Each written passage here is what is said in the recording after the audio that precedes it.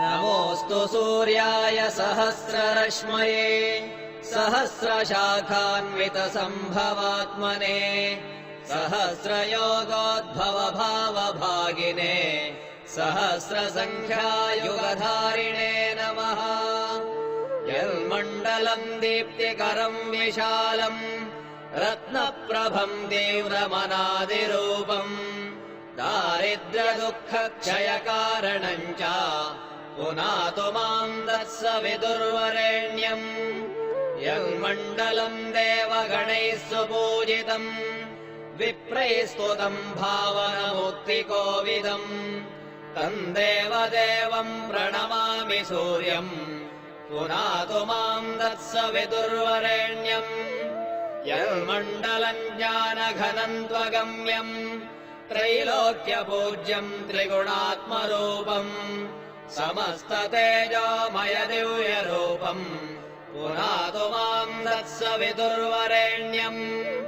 यन्मण्डलम् गूढमतिप्रबोधम् धर्मस्य वृद्धिम् कुरुते जनानाम् यत्सर्वपापक्षयकारणम् च पुनातु माम् तत्सवितुर्वरेण्यम्। यन्मण्डलम् व्याधिविनाशरक्षम् यर्ग्यजुःसामसु सम्प्रगीतम् प्रकाशितम् येन च भूर्भुवः स्वः पुनातु माम् तत्सवितुर्वरेण्यम्। यन्मण्डलम् वेदविदो वदन्ति गायन्ति यच्चारणसिद्धसङ्घाः यद्योगिनो योगजुषाम् च सङ्घाः पुनातु माम् तत्सवितुर्वरेण्यम्।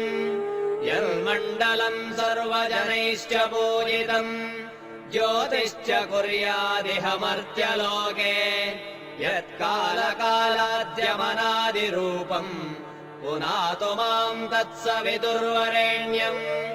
यन्मण्डलम् विष्णुचतुर्मुखाख्यम् यदक्षरम् पापहरम् जनानाम् यत्कालकल्पक्षयकारणम् च पुनातु माम् तत्सवितुर्वरेण्यम्।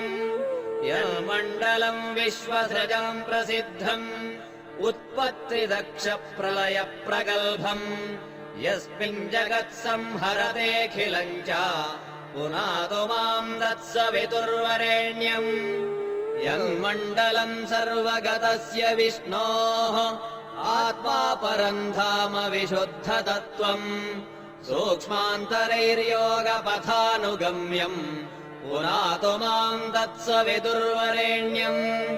यन्मण्डलम् वेदविदोपगीतम् यद्योगिनाम् योगपथानुगम्यम् तत्सर्ववेद्यम् प्रणमामि सूर्यम् पुनातु माम् तत्सवितुर्वरेण्यम्। सूर्यमण्डलसुस्तोत्रम् यः पठेत् सततम् नरः सर्वपापविशुद्धात्मा सूर्यलोके महीयते। इति श्रीभविष्योत्तरपुराणे श्रीकृष्णार्जुनसंवादे सूर्यमण्डलस्तोत्रम्।